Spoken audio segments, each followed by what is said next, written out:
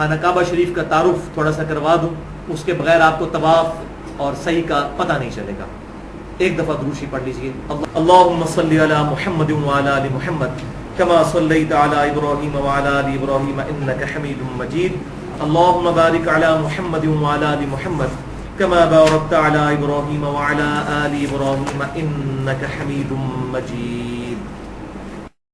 بھائیو، اب حرم کا ذرا تعارف ہو جائے۔ خانہ کعبہ جو ہم اپنی ویڈیوز میں انٹرنیٹ کے ذریعے یا سعودی عرب کے چینل کے ذریعے ایک گھر دیکھتے ہیں جس پہ کالا غلاف چڑھا ہوا ہوتا ہے، اسے ہم کہتے ہیں خانہ کعبہ اپنی لینگویج کے اندر۔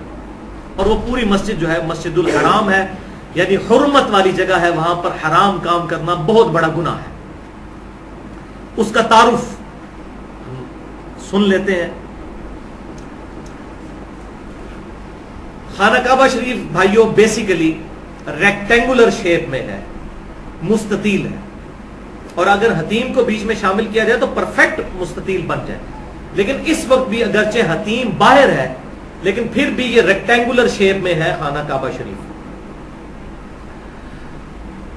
اگر انڈیا، پاکستان اور بنگلہ دیش کی طرف سے خانہ کعبہ کو دیکھا جائے تو سب سے امپورٹنٹ حصہ خانہ کعبہ شریف کا وہ ان علاقوں کی طرف، مشرق کی طرف ہے، اور اس کے تمام اہم جگہیں ادھر سے نظر آ رہی ہوتی ہیں۔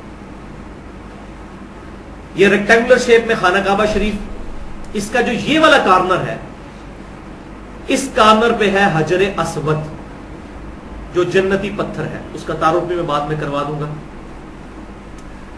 اس کے ساتھ ہی تھوڑے سے فاصلے پر خانہ کعبے کا دروازہ ہے، اور یہ کونا تو ہو گیا حجر اسود والا۔ یہ جو دوسرا کونا ہے ریکٹینگل کا، اس کو کہتے ہیں رکن عراقی، یعنی یہ جو کونا ہے عراق کی طرف ہے۔ اسی طریقے سے اس کے بالکل ڈائیگنلی اپوزٹ جو ہے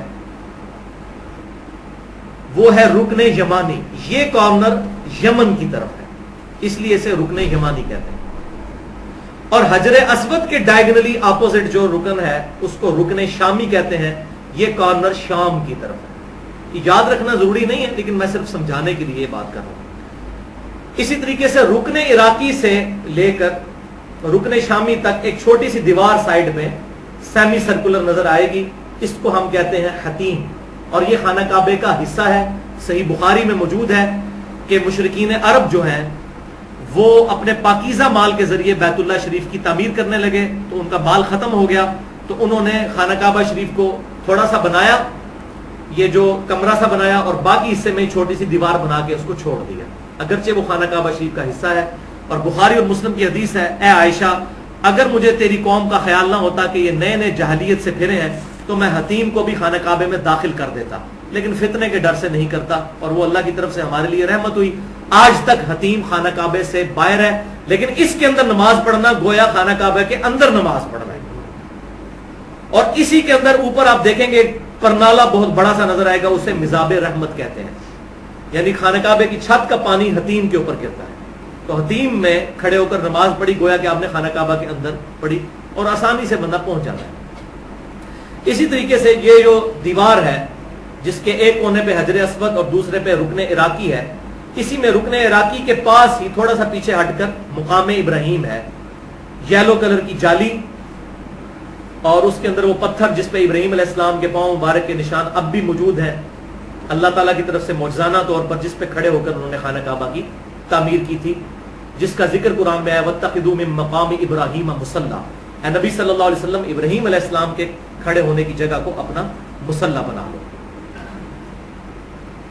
اسی طریقے سے یہ حجر اسود اور رکن یمانی، اس کے درمیان جو دیوار ہے اسے کہتے ہیں مستجاب، دعاؤں کی قبولیت کی جگہ۔ 70 انبیاء کا مصلی رہا ہے۔ اس دیوار کے سامنے اگر نماز پڑھی جائے تو آپ کا رخ بیت المقدس اور خانہ کعبہ دونوں کی طرف ہو جاتا ہے۔ اسی لیے آپ صلی اللہ علیہ وسلم مدینہ شریف ہجرت سے پہلے یہیں پر کھڑے ہو کر نماز پڑھتے تھے تاکہ دونوں قبلے کی طرف منہ ہو جائے، لیکن پھر بعد میں حکم نازل ہوا کہ آپ بیت المقدس کی بجائے آپ خانہ کعبہ شریف کی طرف جب آرڈر ہوا ہے تو وَاتَّخِذُوا مِن مَّقَامِ إِبْرَاهِيمَ مُصَلًّى، وہاں پر کھڑے ہوں تاکہ یہ بات کنفرم ہو جائے کہ اب قیامت تک کے لیے مسلمانوں کا قبلہ خانہ کعبہ شریف ہے۔ حجر اسود اور اس کے خانہ کعبہ کا جو دروازہ ہے اس کے درمیان یہ تھوڑی سی جو جگہ ہے اسے کہتے ہیں ملتزم. تو یہ سارے کے سارا خانہ کعبہ کے اعتبار سے تعارف ہو گیا. اور یہ خانہ کعبہ کی جو بلڈنگ ہے تقریباً 55 فٹ اونچی ہے, بہت اونچی ہے, 55 فٹ. اور اگر آپ باہر سے دیکھیں تو باہر کی جو سڑکیں ہیں وہ اس سے بھی اونچی ہیں, کیونکہ خانہ کعبہ بیسیکلی ایک وادی ہے, اس کی ساری طرف چٹیل پہاڑ ہے پتھروں کے, یہ کوئی میدانی علاقہ نہیں. 12 کے قریب ٹنلز تو خانہ کعبہ شریف کے ارد گرد مکے کے اندر کتنی ٹنلز ہیں جس کے اندر وہ راستے بنائے گئے ہیں. تو یہ پوری ایک وادی تھی, اسی لیے آپ اگر پرانی تصاویر دیکھیں تو اس میں ملتا ہے کہ جب بھی بارش ہوتی تھی تو یہاں پر پانی کھڑا ہو جاتا تھا. اب بہرحال اب چونکہ ایڈوانس دور ہے وہاں پر موٹرز وغیرہ لگا کے پانی کو ریموو کر لیا جاتا ہے, وہاں پر اب جمع نہیں ہوتے. اسی طریقے سے بھائیوں آپ جب حجر اسود والے کارنر سے تھوڑا سا پیچھے ہٹتے ہیں تو وہاں پر صفا آ جاتا ہے, اور صفا سے تقریباً 0.5 کلومیٹر دوسری طرف مروہ ہے. تو یہ اگر پاکستان کی طرف سے دیکھا جائے ایریل ویو تو یہ پی بنتی ہے, پی انگلش کا ورڈ جو ہے پی, جس میں یہ بیت الحرام کی مسجد اور یہ ساتھ 0.5 کلومیٹر صفا اور مروہ. اسی طریقے سے مقام ابراہیم سے جب تھوڑا سا پیچھے آئے تو وہاں پر زمزم کے کولر لگے ہوئے ہیں یہاں پر, جو وہاں سے زمزم پینا وہاں پر کھڑے ہو کر سنت ہے. پہلے یہاں پر سیڑھیاں بھی تھیں, جب میں گیا تھا 2002 میں اس وقت تو سیڑھیاں موجود تھیں, نیچے تک کنویں تک جاتے تھے. اب انہوں نے وہ کور کر دی ہے, وہ مطاف کو انہوں نے بڑا کرنے کے لیے. تو یہ جو پورا ایریا جس میں ہم طواف کرتے ہیں اس کو ہم کہتے ہیں مطاف, طواف کرنے کی جگہ. اسی خانہ کعبہ کے گرد آپ نے اینٹی کلاک وائز طواف کرنا ہوتا ہے, اپنا بایاں کندھا خانہ کعبہ شریف کی طرف کر کے, اور حجر اسود سے شروع کرنا ہوتا ہے. وہ آپ ڈیٹیل میں آپ کو 20 سٹیپس میں عمرے کا طریقہ سٹیپ وائز بتا دیتا ہوں, پھر ہمارا یہ آج کا لیکچر مکمل ہو جائے گا انشاءاللہ. باقی گفتگو ہم انشاءاللہ تیسرا حصہ اگلی دفعہ ڈسکس کریں گے. سٹیپ نمبر 1, سب سے پہلے وضو کریں. وضو طواف کے لیے شرط ہے جیسا کہ نماز کے لیے. صفا مروہ کی صحیح کے لیے وضو شرط نہیں ہے, لیکن طواف کے لیے شرط ہے. اس کا بھی پروٹوکول ہے, اگرچہ طواف کا پروٹوکول نماز والا نہیں, اس کے دوران طواف کے دوران آپ آپس میں گفتگو بھی کر سکتے ہیں, لیکن وہ فضول گفتگو نہیں, ضروری گفتگو. نماز میں تو نہیں کر سکتے, پہلے اجازت تھی بعد میں منسوخ ہو گئی تھی نماز کے سلسلے میں. تو جو پہلا طواف خانہ کعبہ شریف میں جا کے کیا جاتا ہے حج یا عمرے کے لیے جاتے ہوئے, اسے کہتے ہیں طواف قدوم, یعنی قدم رکھتے ہی وہاں پر طواف کرنا, طواف قدوم.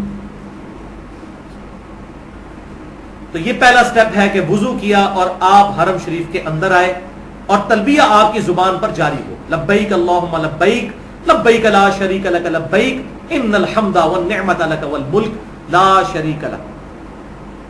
یہ تلبیہ پڑھتے ہوئے آپ حجر اسود والے کارنر کی سیدھ میں پہنچ جائیں, اور جیسے ہی حجر اسود کی سیدھ میں پہنچیں تو تلبیہ پڑھنا بند کر دیں. حجر اسود کہ بالکل اپوزٹ سامنے بلڈنگ کے اوپر سبز رنگ کی ٹیوب لائٹ لگی ہوگی, اور زمین کے اوپر بھی پہلے کالے کلر کی انہوں نے وہ ٹیپ لگائی ہوئی تھی, پتہ چل جاتا تھا یہ حجر اسود کی سیدھ میں لائن ہے, یہاں سے آپ نے طواف شروع کرنا ہے. وہاں پر پہنچتے ہی تلبیہ بند کر دینا سنت ہے. سٹیپ نمبر 3, طواف کرنے سے پہلے مرد اپنا دایاں کندھا ننگا کر لیں گے, یعنی اوپر والی جو چادر ہے اس کو دائیں کندھے کے نیچے سے گزار کر یوں کر لیں گے, تو یہ کندھا ہو جائے گا ننگا. اس کو عربی میں کہتے ہیں اطباء, الف ضاد طا با الف عین, اطباء کرنا, یا اردو میں اجتباع کرنا. یہ مردوں نے کرنا ہے, اور یہ صرف عمرے کے طواف کے لیے, اور کسی طواف کے لیے نہیں, صرف عمرے کے طواف کے لیے. نماز بھی جب پڑھیں گے بعد میں تو یہ کندھا ڈھانپنا ہے, کیونکہ بخاری اور مسلم میں حدیث ہے کوئی شخص اس حال میں نماز نہ پڑھے کہ اس کے کندھے پر کپڑا نہ ہو. نماز نہیں ہوگی اور لوگ وہاں پر اسی طریقے سے ابتباع کی حالت میں ہی نماز بھی پڑھ رہے ہوتے ہیں اور صحیح بھی اسی طریقے سے کر رہے ہوتے ہیں. تو یہ کرنا ہے ابتباع. سٹیپ نمبر 4, حجر اسود کو بوسہ دیں, جو تقریباً امپاسبل ہے. تو اس کا ایکسیپشن بھی موجود ہے کہ حجر اسود کو ہاتھ لگا کر پریکٹیکلی ہاتھ کو چوم لینا. بخاری اور مسلم میں موجود ہے آپ نے چھڑی لگا کر بھی چھڑی کو چوما, لیکن وہ ٹچ کرنے کی صورت میں ہے. اور تیسرا طریقہ جو آسان ہے, کہ صرف دائیں ہاتھ سے یوں اس کو اشارہ کرنا ہے دور سے حجر اسود کو، ایسے پھر نہیں کرنا. کہ ایسے اشارہ کر کے چومنا تو تب ہے جب آپ ہاتھ لگا لیں، جب آپ نے صرف اشارہ کرنا ہے تو پھر ایسے اشارہ کرنا ہے حجر اسود کو، یہ اس کا ایکویلنٹ ہو جائے گا. اور اس عمل کو کہتے ہیں استلام کرنا. حجر اسود کو چومنا یا ہاتھ لگا کر ہاتھ کو چومنا یا دور سے اشارہ کرنا، یہ تینوں صورتیں استلام کہلاتی ہیں. سٹیپ نمبر 5، ہر استلام کے ساتھ حجر اسود کی طرف ہاتھ اٹھا کر اللہ اکبر یا بسم اللہ اللہ اکبر کہنا ہے. اللہ اکبر ایسے. سٹیپ نمبر 6، کعبہ کو اپنی بائیں جانب کر لیں اور اینٹی کلاک وائز چکر لگانا شروع کر دیں. اور یہ طواف کے چکر جو 7 ہیں، 7 کے 7 چکر حتیم کے باہر باہر لگانے، کیونکہ حتیم بھی خانہ کعبہ کا حصہ ہے. اور ظاہر ہے کہ وہاں پر وہ ویسے بھی انہوں نے شرطیں کھڑے کیے ہوتے ہیں، حتیم میں کوئی گھس نہیں سکتا اس طریقے سے، تھوڑا سا ہی راستہ ہوتا ہے، باہر سے ہی طواف ہو رہا ہوتا ہے. اینٹی کلاک وائز چکر لگانا شروع کر دیں. سٹیپ نمبر 7، پہلے 3 چکروں میں مرد حضرات جو ہیں وہ اکڑ کر چلیں گے، چھوٹے چھوٹے قدم اٹھاتے ہوئے تھوڑا تیز. اس عمل کو کہتے ہیں رمل کرنا، اور بخاری اور مسلم میں موجود ہے. سیدنا عمر کہتے ہیں کہ یہ رمل مشرکین عرب پر روب ڈالنے کے لیے کیا گیا تھا. وہ یہ سمجھتے تھے کہ مسلمان مدینے سے آئے ہیں اور مدینہ بیماریوں کی جگہ ہے، لہذا کمزور ہوئے ہوں گے، تو نبی صلی اللہ علیہ وسلم نے ہمیں حکم دیا کہ تم نے اس طریقے سے یہ رمل کرنا ہے تاکہ پتہ چلے کہ مسلمان طاقتور ہے. تو سیدنا عمر نے کہا اس کی اب ضرورت نہیں، کیونکہ اللہ تعالیٰ نے مسلمانوں کو غلبہ دے دیا ہے. لیکن ساتھ ہی کہا کہ میں اس سنت کو چھوڑنا پسند نہیں کرتا، کیونکہ میرے محبوب نے کی تھی تو میں وہ کام کروں گا. الحمدللہ صلی اللہ علیہ وسلم. تو پہلے 3 چکر 7 چکروں میں سے رمل کرنا ہے. سٹیپ نمبر 8، جیسے ہی رکن یمانی پر پہنچے تو ہاتھ سے اسے چھوئیں، جو حجر اسود کے ساتھ ایڈجسنٹ تھا، رکن عراقی کے ڈائگنل سامنے. اس کو آپ نے ہاتھ لگانا سنت ہے، اس کا استلام نہیں کرنا، نہ بوسہ دینا ہے. اور اگر وہاں پہ آسانی سے ہاتھ لگ جاتا ہے وہاں مسئلہ نہیں ہوتا، لیکن بعض لوگ وہاں بھی دور سے گزرتے ہوئے اس کو بھی یوں اشارہ کر رہے ہوتے ہیں، تو یہ بھی ایسی چیز ہے جو کہ ثابت نہیں ہے. اشارہ صرف حجر اسود کو کرنا ہے، ہاتھ لگ جائے تو ٹھیک ورنہ نہیں. سٹیپ نمبر 9، رکن یمانی سے حجر اسود کے دوران وہ جو ٹریک آپ کا آئے گا چھوٹا سا مستجاب دیوار کے سامنے سے، جو 70 انبیاء علیہم السلام کا مصلی رہا ہے، وہاں پر آپ نے دعا پڑھنی ہے، ربنا آتنا فی الدنیا حسنہ وفی الآخرۃ حسنۃ وقنا عذاب النار. اور حج کے کانٹیکسٹ میں سورۃ البقرہ میں یہ دعا قرآن میں بھی آئی ہے حج کے کانٹیکسٹ میں. اور سنن نبی داؤد میں انٹرنیشنل نمبر کے مطابق 1892 نمبر حدیث ہے کہ آپ صلی اللہ علیہ وسلم یہ دعا پڑھتے تھے. بعض لوگوں نے اس کے آگے بھی ایڈ کر لیا ہے وادخلنا الجنۃ مع الابرار یا عزیز و یا غفار. یہ کہیں موجود نہیں ہے، یہ اسی طریقے سے ہے واقعنا عذاب القبری واقعنا عذاب الحشری، اپنی طرف سے چیزیں ایڈ کی ہوئی ہیں. تو یہ بس اتنی دعا ہے جو قرآن میں آئی. کسی چکر کی بھائیوں کوئی دعا الگ سے ثابت نہیں ہے، بغیر پروٹوکول کے آپ کا جو دل چاہے ذکر کریں. یہ جو چکروں کی دعائیں لکھی ہوئی ہیں یہ علماء نے اپنی طرف سے بنا بنا کے لکھی ہیں، وہ مانتے ہیں کہ سنت نہیں ہے تو ہم اس کے پابند تو نہیں. اور اگر چکر کے دوران شک پڑ جائے کہ 3 کیے یا 4 تو کم کی طرف رجحان کریں کہ یار 3 کیے ہیں. زیادہ ہو جائیں گے تو مسئلہ نہیں ہوگا، کم ہو گئے تو طواف مکمل نہیں ہوگا، 7 چکر مکمل نہیں ہوئے تو. اور اگر اس دوران وضو ٹوٹ جائے تو جس چکر میں وضو ٹوٹا ہے وضو کر کے آ کے اس چکر کو چھوڑ دیں، باقی اس سے پہلے جتنے ہوئے تھے ان کو شمار کر لیں، اور اس چکر کو دوبارہ سے حجر اسود پہ آ کر استلام کر کے بسم اللہ اللہ اکبر پڑھ کے وہاں سے شروع کریں. پرانے 2 یا 3 ہو چکے ان کو شمار کر لیا جائے گا، اور جو باقی رہ گئے ان کو پھر پورا کریں گے. سنت اذکار کر سکتے ہیں، لیکن وہاں پر کیا ہوتا ہے لوگ موبائل فون سن رہے ہوتے ہیں، اتنے موبائل بجتے ہیں طواف کرتے کہ بندہ پریشان ہو جاتا ہے کہ لوگ اتنی دور سے یہ کام کرنے کے لیے آئے، کون سی اتنی ضروری بات ہے جو کرنی ہے بھی ضروری ہے. موبائل اس دوران بھی بند نہیں کرتے. اب چکروں کی تعداد کو آسانی سے یاد رکھنے کے لیے سنت اذکار اپنے اوپر خود کوئی آپ کر لیں جو سنت سے ثابت ہے. جیسے میں کیا کرتا تھا وہ میں آپ کو بتا دیتا ہوں. کوئی تسبیح کاؤنٹر رکھنے کی ضرورت ہی نہیں، آپ بھول ہی نہیں سکتے. سنت اذکار اگر ایک ترتیب سے یاد رکھیں تو وہ 7 کے 7 سنت اذکار آئیں گے، تو ہر چکر میں ایک ذکر کرتے جائیں، آپ کو خود بخود یاد رہے گا کہ یہ پہلا چکر ہے، یہ دوسرا ہے. اور وہ کون سا جو بخاری اور مسلم میں اذکار موجود ہے. تسبیح فاطمہ پہلے چکر میں آپ صرف پڑھیں سبحان اللہ سبحان اللہ سبحان اللہ سبحان اللہ، بہت بڑی نیکی ہے۔ جب وہ چکر حجر اسود پہ پورا ہو پھر آپ شروع کر دیں الحمدللہ الحمدللہ الحمدللہ، دو ہو گئے، تیسرے میں اللہ اکبر، چوتھے میں لا الہ الا اللہ، سبحان اللہ والحمدللہ ولا الہ الا اللہ واللہ اکبر، تو اس میں لا الہ الا اللہ، اسی میں پھر لا حول ولا قوت الا باللہ بھی آتا ہے۔ یہ صحیح بخاری میں ہے کہ آپ صلی اللہ علیہ وسلم کے تہجد کے وقت یہ ذکر ہوتا تھا، سبحان اللہ والحمدللہ ولا الہ الا اللہ واللہ اکبر ولا حول ولا قوت الا باللہ العلی العظیم۔ صحیح مسلم میں موجود ہے کہ اللہ تعالیٰ کو 4 کلمات بہت پسند ہیں، سبحان اللہ والحمدللہ ولا الہ الا اللہ واللہ اکبر، چوتھے میں لا الہ الا اللہ پڑھ لیا، ٹھیک ہے جی۔ اسی طریقے سے 5ویں چکر میں لا حول ولا قوت الا باللہ، چھٹے میں استغفر اللہ پڑھ لیں، استغفر اللہ واتوب الیہ، استغفر اللہ ربی من کل ذنب واتوب الیہ۔ 7ویں چکر میں درود شریف پڑھ لیں، اللہم صلی علی محمد وعلی آل محمد، یا درود ابراہیمی پڑھ لیں۔ تو اس طرح آپ کو یاد رہے گا کہ چکر کون سا چل رہا ہے، کبھی بھی نہیں بھولیں گے۔ الحمدللہ درجنوں طواف کیے ہیں، یہ تو کبھی ایشو ہی نہیں آیا کہ جی چکر کون سا ہے، اور لوگوں نے وہاں شمارے رکھے ہوتے ہیں، بار بار پھینک رہے ہوتے ہیں آپس میں، کتنے ہوئے ہیں، 3 ہوئے ہیں کہ 4، وہ ادھر ہی چکر دے رہے ہیں۔ حالانکہ اپنے اوپر اگر لازم کریں تو توجہ کے ساتھ کریں تو کوئی مسئلہ نہیں ہوتا، یہ سجیشن ہے۔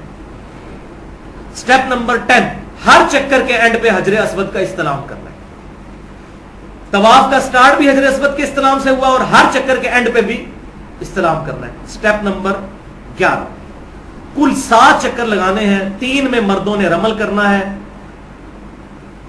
اور باقی 4 نارمل کرنے ہیں، لیکن عورتوں نے رمل نہیں کرنا۔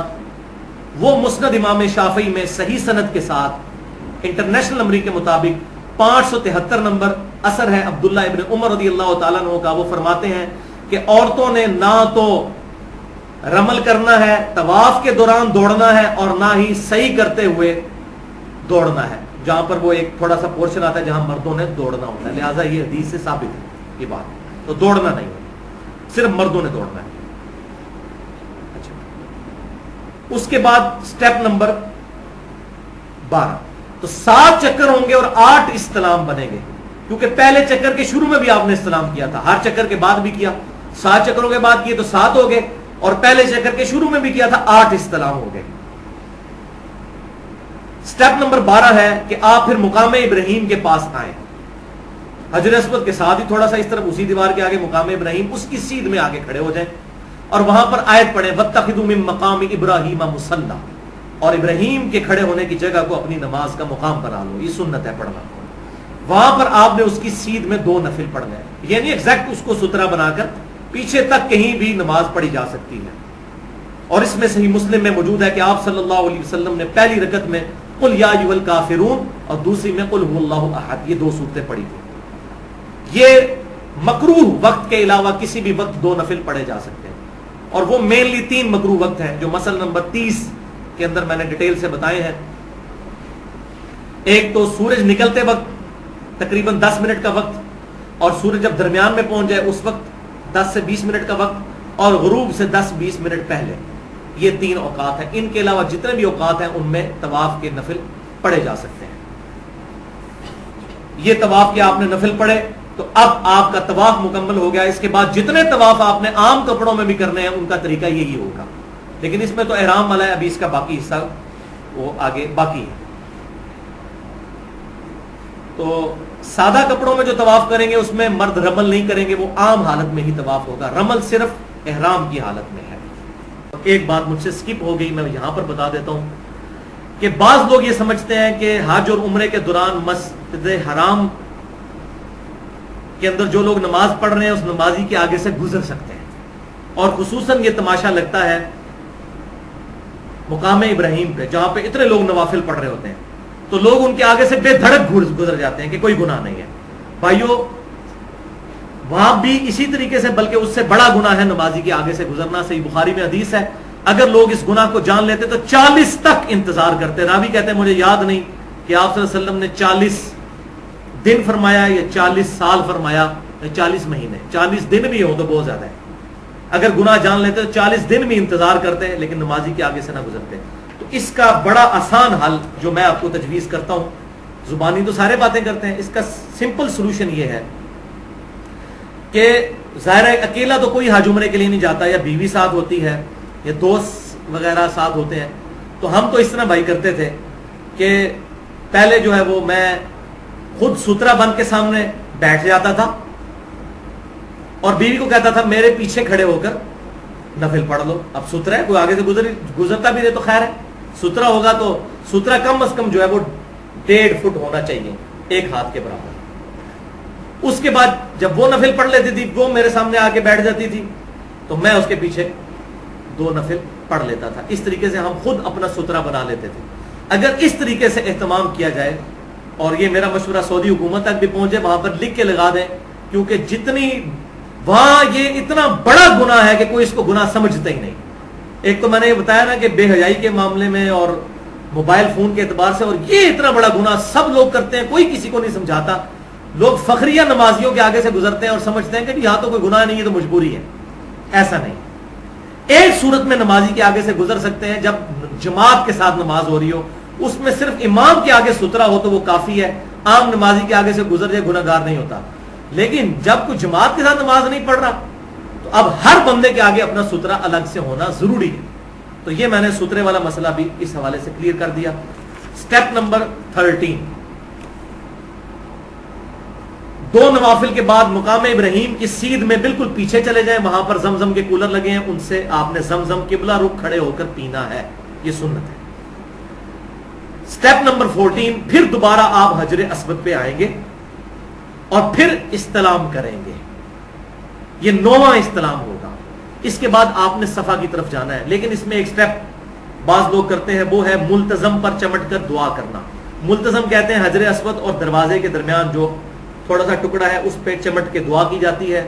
ضعیف روایتیں اس میں ملتی ہیں. ایک ہی مین اس کی سب سے مضبوط روایت جس کو بنیاد بنایا جاتا ہے, لیکن وہ بھی پکی ضعیف ہے, سنن ابی داؤد میں انٹرنیشنل نمبرنگ کے مطابق 1899 اور سنن ابن ماجہ میں 2962 ہے.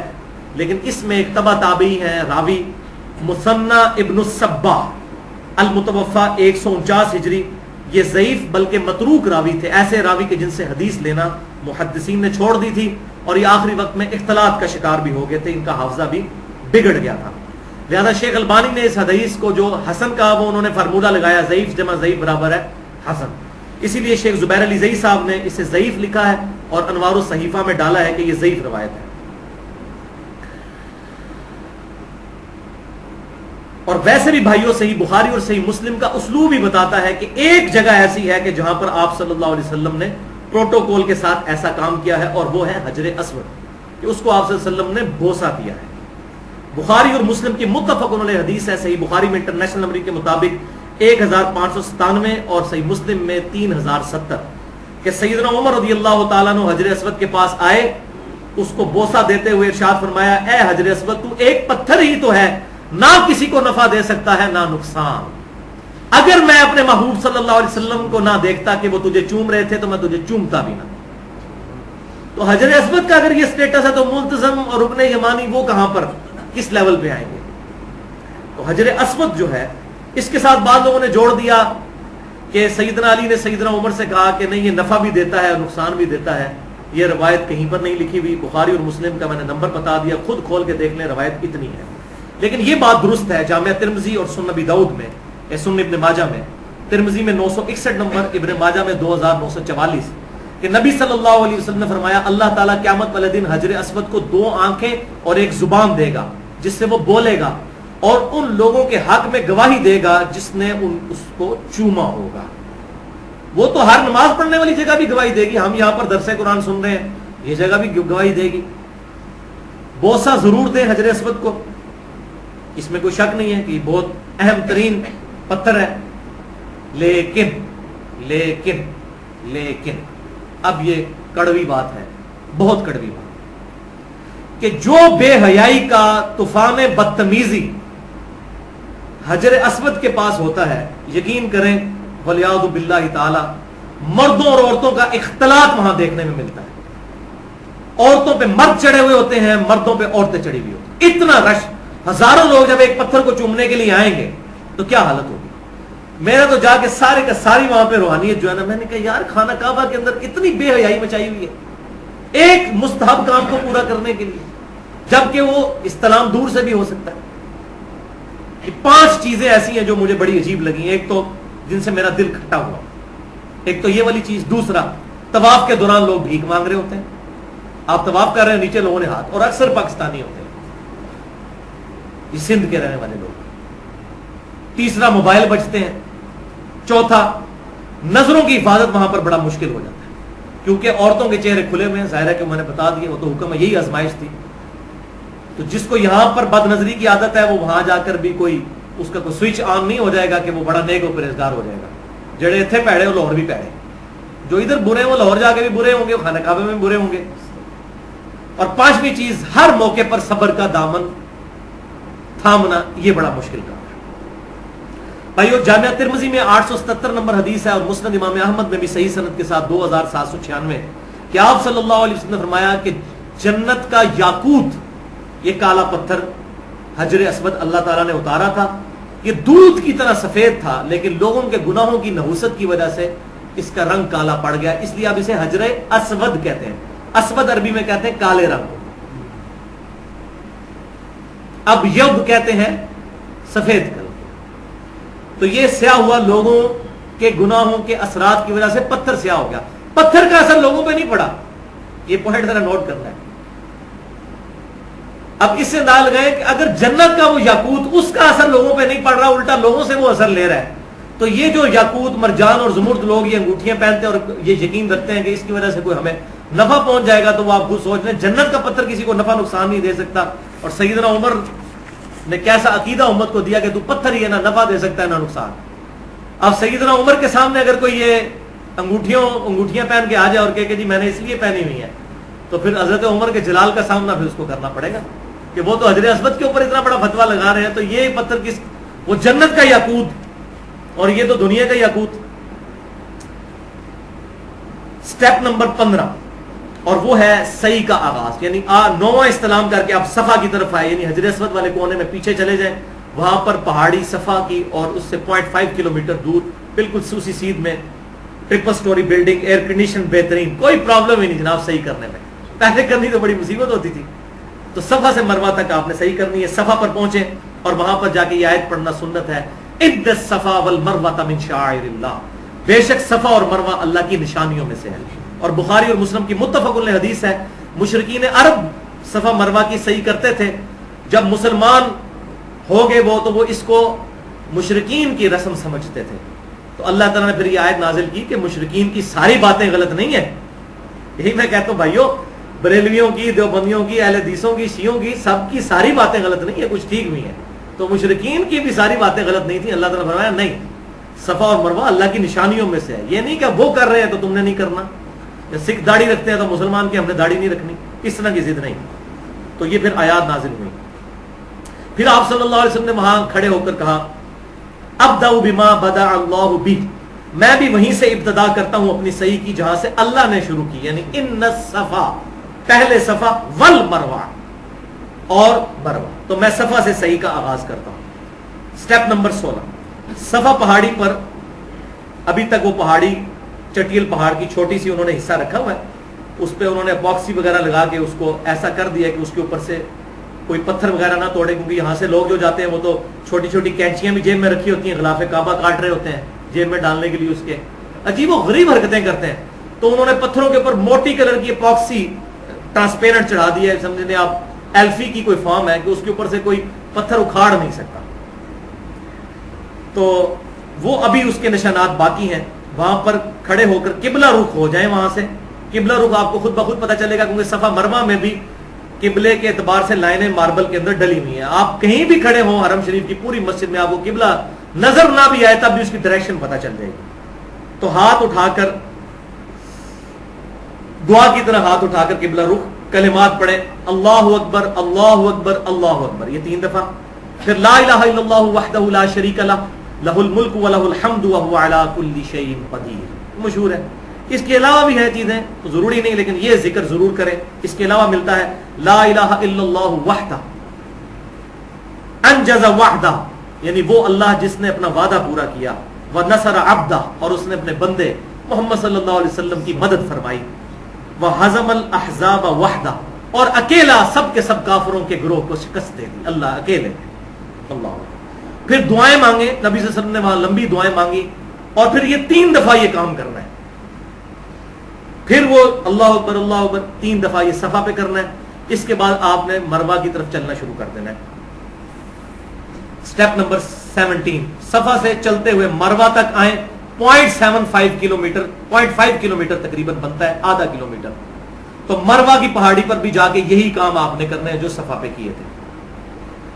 البتہ اس دوران ایک دعا آتی ہے المصنف ابن ابی شیبہ میں سیدنا ابن عمر اور ابن مسعود رضی اللہ تعالی عنہما سے کہ وہ یہ دعا پڑھا کرتے تھے صفا مروہ کی سعی کے دوران، رب اغفر وارحم وانت الاعز الاکرم، اے اللہ مغفرت فرما اور ہم پر رحم فرما، بے شک تو عزت والا اور کرم والا ہے.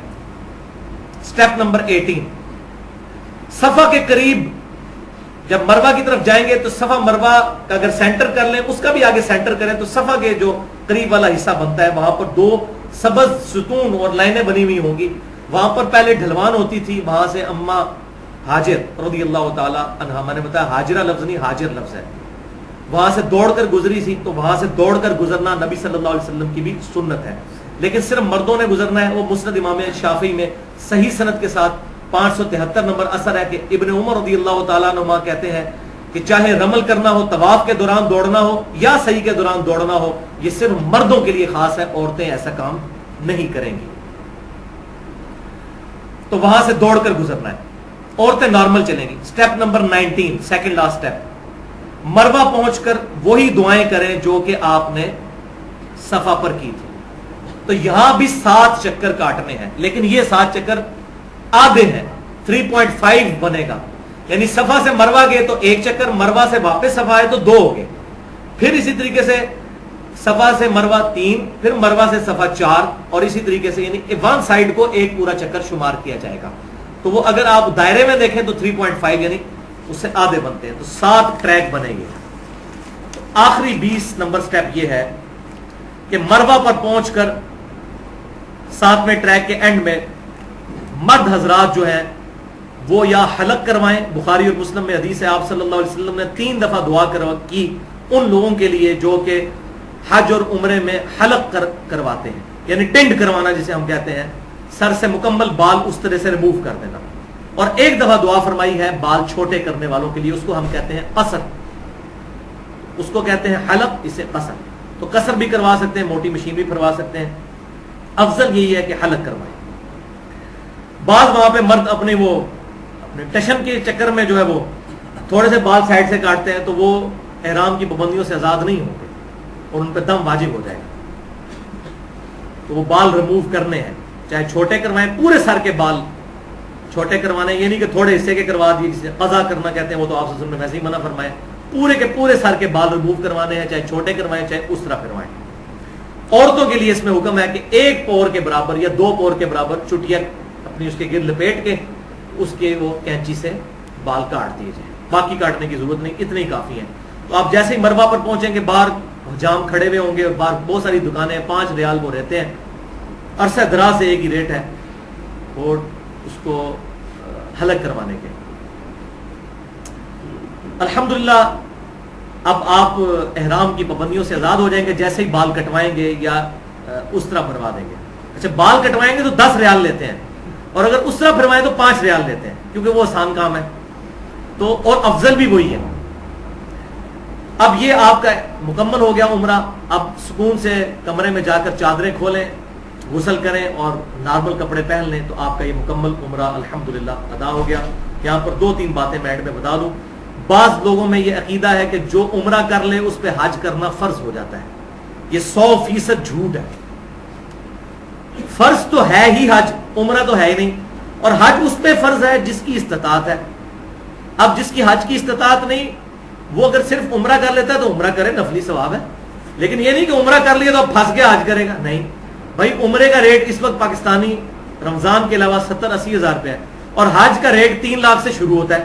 اب جس کے پاس 70-80 ہزار ہے وہ کیسے حج اس پہ فرض ہوگا جب تک اس کے پاس اتنی رقم نہ جوڑ دے. تو یہ بات غلط ہے. دوسرا، ایک سفر میں ایک ہی عمرہ ہو سکتا ہے. اگر دوسرا عمرہ کرنا ہے تو واپس میقات تک جانا پڑے گا، وہاں سے 92 کلومیٹر دور. بعض لوگ مسجد عائشہ پر جسے تنعیم جگہ ہے وہاں پر جا کر احرام باندھ کے بار بار وہاں پر کر رہے ہوتے ہیں اور اپنی وہ ٹینٹ بھی چھلوا لیتے ہیں, اتنی دفعہ اس طرح مرواتے ہیں اور بڑے خوش ہوتے ہیں. اور یہ جو کام کر رہے ہیں یہ کسی کے نزدیک بھی جائز نہیں. اہل سنت کہلوانے والے تینوں گروہ, بریلوی, دیوبندی اور سلفی یعنی اہل حدیث, نہ اہل تشیع, کوئی اس بات کو صحیح نہیں سمجھتا. یہ سیدہ عائشہ کے ساتھ معاملہ یہ ہوا تھا, بخاری اور مسلم میں ڈیٹیل ہے کہ وہ بھی حضور کے ساتھ حج کے لیے نکلی اور صلی اللہ علیہ وسلم حج قران یا حج تمتع کرنے کے لیے, تو دونوں میں عمرہ ساتھ ہوتا ہے. سیدہ عائشہ کو حیض آ گیا تھا, جو عورتوں کے ساتھ پرابلم ہے, تو نبی صلی اللہ علیہ وسلم نے ان کو کہا کہ بس اب تم تو عمرہ تو نہیں کر سکتی, باقی کام کرو. یوم عرفہ والے دن وہ پاک ہوئی تو نبی صلی اللہ علیہ وسلم نے بعد میں ان سے عمرہ کروایا. حالانکہ حج میں تو عمرہ پہلے ہوتا ہے, ان کا عمرہ بعد میں اس عمرے کا ایکویلنٹ کرایا اور ان کو وہاں سے احرام باندھنے کے لیے ساتھ بھیجا. اگر یہ چیز ہوتی تو صحابہ کرام بھی بار بار عمرے کر رہے ہوتے, کوئی ضعیف روایت بھی مل جائے اس کے اوپر, کوئی نہیں ملتی. یہ بہت بڑی غلطی, بلکہ اس کو اگر بدعت بھی کہا جائے تو کوئی سخت الفاظ نہیں ہوں گے. آفاقی جو ہے اس کو میقات تک جانا ضروری ہے. ہاں جو مکہ شریف کا پرماننٹ رہائشی ہے تو وہ تو اس کو بھی تنعیم یا مسجد عائشہ جانے کی ضرورت نہیں, وہ اپنے گھر سے بھی جتنی دفعہ چاہے عمرے کا احرام باندھ سکتا ہے. الحمدللہ اس بات کے اوپر اجماع ہے. اور آخری بات بھائیو, آج کل آسانی ہو گئی ہے, عورتیں ایسی گولیاں استعمال کر سکتی ہیں جن سے ان کا حیض رک جاتا ہے. میڈیکلی الاؤ ہے, سب اس پہ متفق ہے, کوئی ایسا مسئلہ نہیں. کچھ عرصے کے لیے عورتوں کے پیریڈز رک جاتے ہیں اگر وہ مانے حیض گولیاں استعمال کر لیں, مارکیٹ سے مل جاتی ہیں سستے داموں. اس کا بڑا فائدہ ہے, حج اور عمرے کی روحانیت ڈسٹرب نہیں ہوتی. ورنہ ظاہر ہے کہ میاں بیوی حج پر گئے ہوئے ہیں اور وہاں پر اس طرح کی پرابلم بن جائے تو اب بیوی جو ہے وہ اب ہوٹل میں بیٹھی ہوئی ہے اور مرد وہاں پہ وہ ایکٹیویٹیز پرفارم کر رہا ہے, عجیب بدمغزی ہو جاتی ہے. لہٰذا یہ تھوڑے سے دن ہے, اگر کوئی عورت یہ استعمال کر لیتی ہے تو اس میں کچھ گناہ کا کام نہیں. اور باقی گفتگو ہم انشاءاللہ تیسرا حصہ اگلی دفعہ ڈسکس کریں گے. اللہ تعالیٰ سے دعا ہے جو حق بات میں نے کہی اللہ تعالیٰ ہمارے دلوں میں راسخ فرمائے. اگر جذبات میں میرے منہ سے کوئی غلط بات نکل گئی تو اللہ تعالیٰ ہمارے دلوں سے محف کر دے. سبحانک اللہم و بحمدک, اشہد ان لا الہ الا انت, استغفرک و اتوب الیک, وما علینا الا البلاغ المبین.